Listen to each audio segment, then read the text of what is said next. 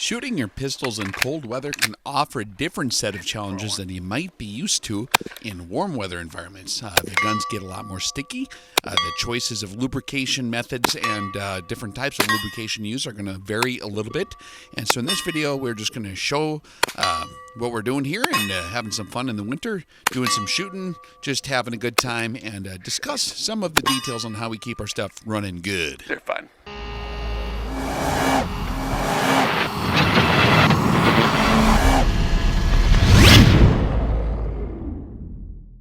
What do we got here, man? HK VP9. Ooh, very attractive. Let's get it done.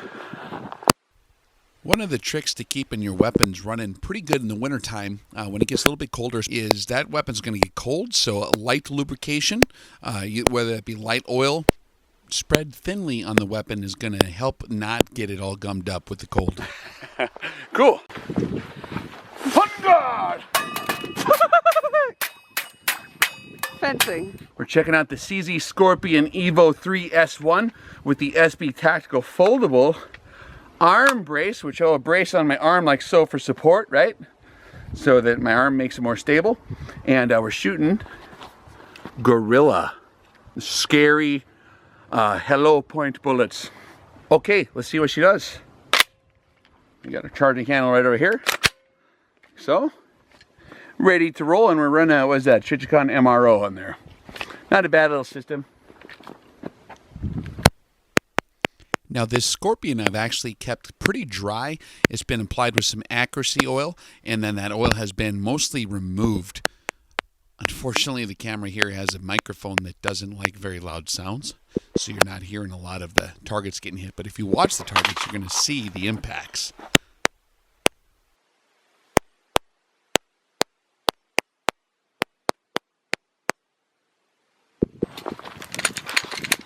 A brush! Real world.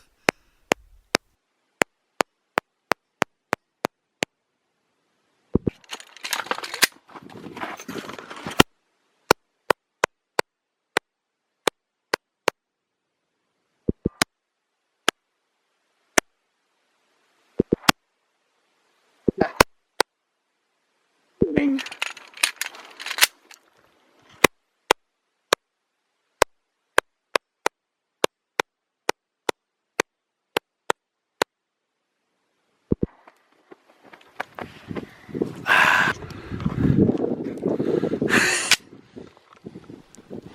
Basically, running these weapons with hotter ammo is going to help too, especially in a 9mm. If you're running the low velocity stuff, it's not going to work very good, especially when it gets cold. The thicker oil you use, the colder it is, the more sticky it's going to get. So you're going to have to run some high-powered ammo. Plus P loads usually work very well. Federal over-the-counter type stuff. The Blazer brass usually works pretty good in the wintertime. Some of the Remington UMC or Winchester ammunition is not quite hot enough in terms of pressure to work as good in the cold. And so we like to run a little bit higher pressure ammo. That's one place where the 40 Smith & Wesson actually does very good, is when it gets extremely cold. It will actually function very well in a weapon like this. And of course, gripping the weapon tightly. It's a recoil operated weapon. That's going to be key as well for functionality. If you really loosely grip it, especially in cold weathers, you're going to have problems. So you got to kind of get a grip on it. Ah.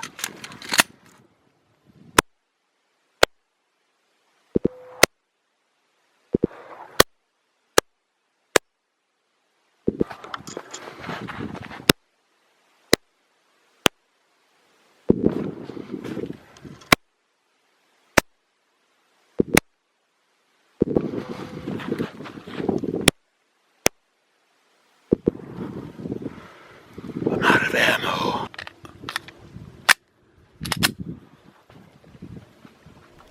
This is a Smith & Wesson Shield. This Kacie day. Now, shooting pistols with gloves in the wintertime is going to be a challenge as well. You're not going to really have the same access to all the different little switches and safety mechanisms, if you have them on your weapon, as you would when you're operating without gloves, obviously. So getting a system down that requires the least amount of dexterity is going to be highly advantageous in this scenario. course, if you want the weapon to work properly, you got to make sure you shove that magazine in there nice and hard and just cock it with authority. So the HK Mark 23 was designed for the Navy. This is with the metallurgy and the finish and all the design parameters. It was kind of the first assault pistol really designed for that purpose of taking out like sentry guards and stuff like that. It was designed to be used with a suppressor from the ground up. And so they have the frame built up in the back for raised sights, so you can see over the top of your can. Now, the Navy didn't use an AAC, I don't believe, for a while. And they did have a laser aiming module on here, but that's a different kind of laser. This is just a Streamlight TLR2 infrared, so you can use it with your night vision. You turn it on and you got a laser, so you can see in the dark with your PVS 14s, and you don't even have to aim, you just put the laser on the bad guy and whop. But it's a very large framed weapon. A lot of guys equate these with the USP, which I've also run for years, USPs. It's very similar. The USP is a scaled down version of this. This is a lot beefier. Trigger guard's very large for the use of gloves, which those guys do wear a lot of. This also has an interesting feature here of a decocker that's very silent. So this is the decocker, here's your safety. The decocker's separate. So I can hold it, and I can lower the hammer down slowly for covert, so it doesn't just snap it down. If you're trying to be a Mr. Sneaky guy, you can lower it down like this. Kind of a neat weapon though. I would like these things. We did put a lot of accuracy oil on here on the Nelson device, as it is very sticky normally when it's cold out like this, and it's working really good actually. So a little bit of lithium and accuracy oil treatment on there actually works good on suppressors, especially for pistols.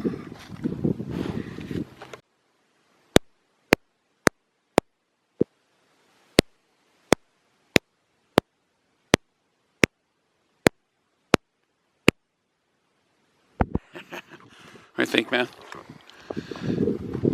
Shoots nice. Yeah, it does, doesn't it?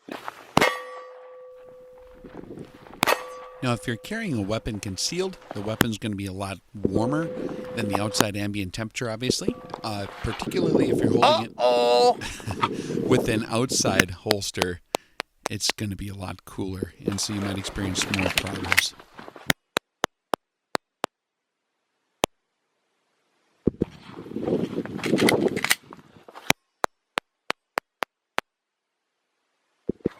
They never die!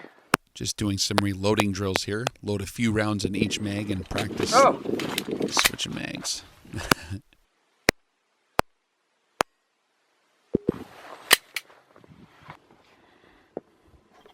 Now for a revolver, it's going to operate basically the same. That's all mechanically done. If you run same thing though, if you're running really thick oil, you can get problems as well. They're not as impervious to load differences as a semi-auto pistol would be for winter conditions.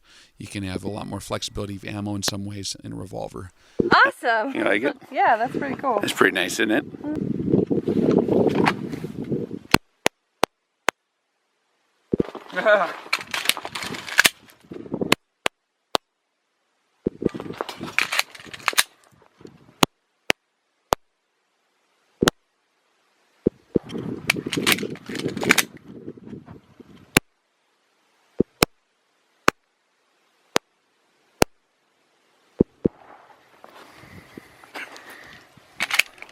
Barney 5 reload.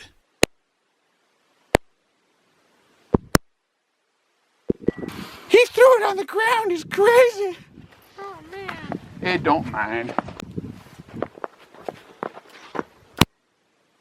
Little Smith & Wesson 686 action.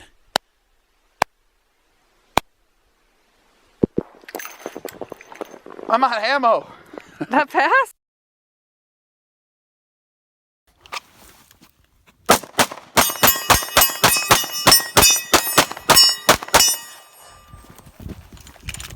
Ah. Yeah, I f***ed it all up.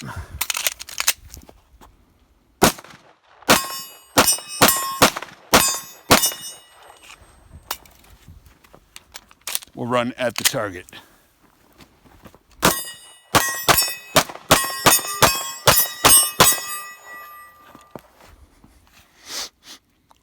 all my brass go? When Kacie Day runs out of ammunition. We have way too much fun. Oh yeah.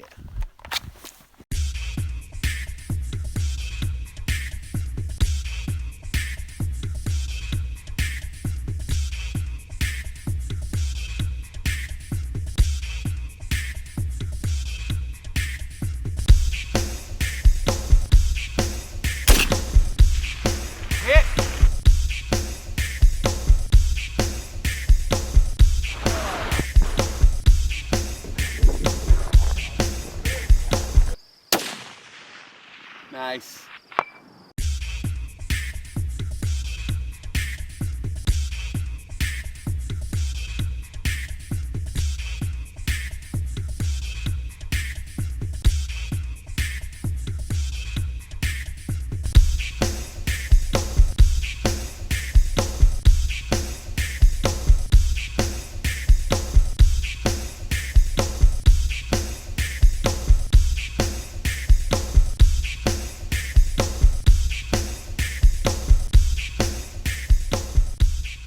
I've never taken a long-range class before, but I can't imagine anybody delivering this much information in this short of a period.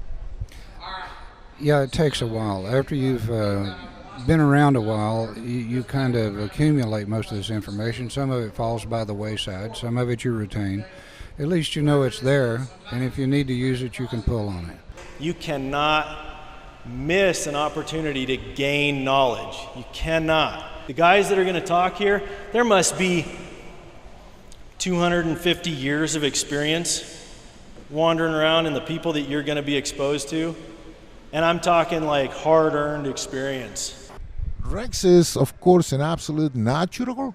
He showed us over the years that, so I wasn't surprised to see him perform beautifully because he was born for it. He is naturally an awesome presenter. So whether he does it through YouTube, on video camera, or live, and by the way, congratulations, this is beyond the full house. I really think some people snuck up on you, man. You got to double check on who paid and who didn't, because I see more than 80 people here. I see north of 100 people.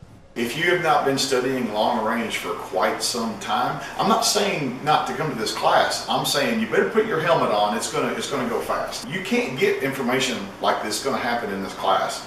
You can't get that like anywhere. He's already well known, and he'll get better and better and better. But you're right. We have a very strong concentration of people with this much interest and passion.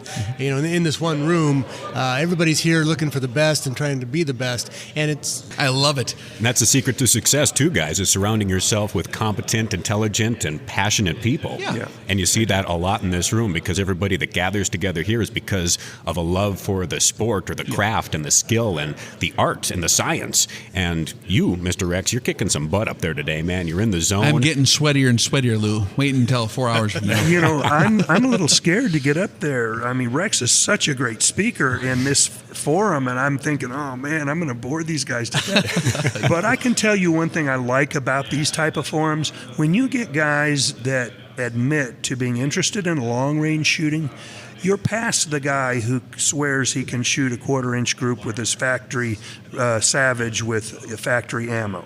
So these guys, they're not at that point. They've gone past that. They're really serious now, and they really know a lot of this stuff. It's more about how much further can I push my this is where they've come with capabilities with more knowledge and more practice and more information. We'll have a good time. The students will have a good time. You're going to get a tremendous level of information, and there are different levels of knowledge. And when I met Rex, he was really the first guy that I had met that had that kind of tier 1 level of knowledge. This won't be the last time that you guys do this. This is the best thing that I have seen or been associated with thus far in this industry. This is really good.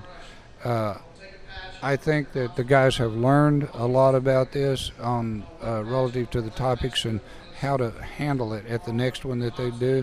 I expect that the next one will be better and better and better, and I think that the guys that go to it are going to benefit and learn a lot. But you're going to see some amazing things. When this company, as he builds this company and this curriculum, and it goes, I'm telling you, it's going to be a bookmark in American firearms training history. Like, something is different over there, what's going on, and people will come from all over.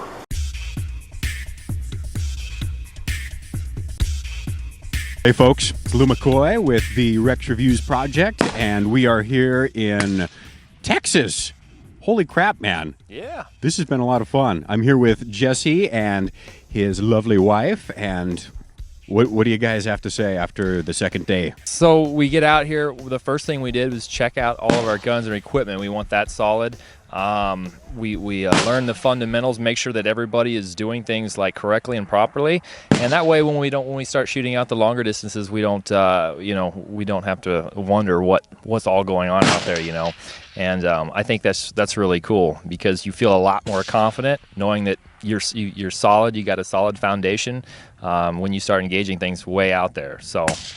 And you I think that's great. Yeah, man. And you start off really close, and you get all the bugs worked out, and then you work out farther, and it's no big deal. It's easy. Yeah, it's easy. So the system works, Mr. Rex. It works, my man. Just this experience was probably the best shooting experience I've ever had. It was the most I've ever learned, ever. So just getting to shoot out to 1,000, 1,100 yards, and these guys get you out there quick and do it the right way. Feels like, but I think it's rolling down off the snow. Right. Now what? Nah, that's still barely a 2. Single. Oh yeah? It's hot air. Nothing. Yeah, reticle choice and design, I've really learned to, like, that's really important. We always focus on all the other stuff, but reticle design, is very critical. If you pay attention to those classes and watch those reviews, it'll all come together for you, and this is the place where it all comes together. Yeah, and you get out in the field and you get to apply all that knowledge and see it in action, and that's gratifying. Absolutely, and it's the real world issues that that you're really learning here, as opposed to just you get all that technical data, and then you bring it out here to the real world and you put it all together and it works. The secret Rex taught me about butterfly kisses on the cheek. And it's actually true? It was true. Did it work? It totally worked. What? It totally was. It happened earlier today, and all day I've been just on. Like I just said a minute ago, yesterday everybody showed up. They were nervous. They didn't know what to expect. And look at the crowd behind us now. It's like a party back there, man. People are just having the time of their lives, and not only having a good time, but making some shots too. Some impressive ones. They're learning what they come out here with. The dot drills, a lot of the drills that Rex and Paul are having us do, they really make you, get you into shape and make you, do exactly what you did the last time and be consecutive, So I think that's a just super way to start to do this stuff. So. Yeah, it is. And you lay that solid foundation, and the rest is easy, man. Yeah, we're just now it's not even really hard to shoot out there. We're shooting out at 1,100 yards, and really not that big a deal now after we, now that we know what to do. All right, what just happened, man? I just hit a water bottle at 875 yards. And you had one shot. One shot. That's not bad. So what's the secret, man? Aim small, miss small. Amen. Well done, brother. Thank you. As long as you pay attention and do what the instructors say, it will all come together as an equation, and the equal sign pops right up. Name's Edwin from Boston. Traveled out here to Pennsylvania to take the class to shoot past my home range of 600. Shot out to 1030, made some hits. Every time Rex teaches you something new and gets you comfortable, he totally messes with you. Gets you dirty, gets you muddy, makes you roll around in the rain and the mud and the dust. And then he takes your scope and he messes it all up, and he teaches us something new every time. So great time, good guys. Nice shooting there, Tex. Thanks, man. Second round hit on the gong and first round hit on Fred. 1,000-yard shot. That was pretty awesome. Feels good for first stage of the day, doesn't it? Yeah, it does. Yeah, it does. I wasn't shooting very good yesterday, but it's good to come back. Haven't shot past 400 yards until I came to RX-18. Right off the bat, brought us right out to 1,000 yards, gave us some confidence. And after working the range tables, I see no reason why I couldn't hit any target that I knew the true range to and had the dope for, all the way out to and including 1,000 yards. You're exposing, you know, all the different students, including myself, you know, to some different techniques, pulling from different arenas, whether it be from some application of competition, you know, PRS, NRL kind of things. When we can't always take a prone shot, you know, shooting off of obstacles, from unstable positions. I came to the RX just to learn everything. It's a great place to be, great people. Learned quite a bit. Got me dialed in at ranges I've never even looked at before. I've been to RX 17001 seminar and 001 shooting, and so I have some familiarity, but this is just a lot better. This is what I really enjoy. The instruction is again top notch. We learn any problems we have, we immediately have someone to diagnose the problem. It's because it's so relaxed, the environment, you're constantly learning and you don't even really realize it. I think it's just been an awesome experience, and the knowledge is unbelievable. Hey, my name's Mitch. I just over here at the Rex Live Fire event. Learned a hell of a lot.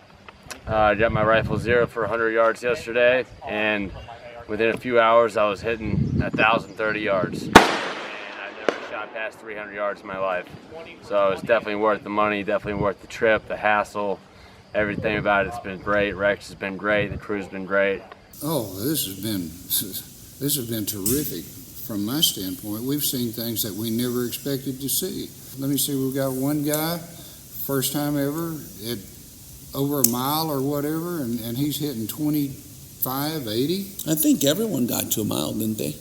Yeah, pretty much. Yeah, everyone got to a mile in the whole class relatively easily. It's really been surprising, and that just shows how the equipment, and it shows how the shooters have progressed learning and with the instruction and all. These guys have had good instruction, and they've just got the job done. And how far were you shooting? It was 1 mile. 1 mile, and what were we using here? 300 Win Mag. 300 Win Mag. But probably not. Watch out, Rex. Rex. So you just hit the 2,500 yard. Like, what's your solution? It was 116 and a half MOA elevation and 14 MOA windage. And you had 4 shots. Yes, sir. You got in your team? I had 6, so 10 total to hit 2551. So tell me the story. How'd you finally spot where you're hitting? I saw the trace. I saw his trace, and I called it good, but he was about 6 inches off the top right corner of the plate. He made a minor correction, bottom left edge of the plate, and I saw the top of the bullet, but I lost it, but it was an impact. So awesome shot.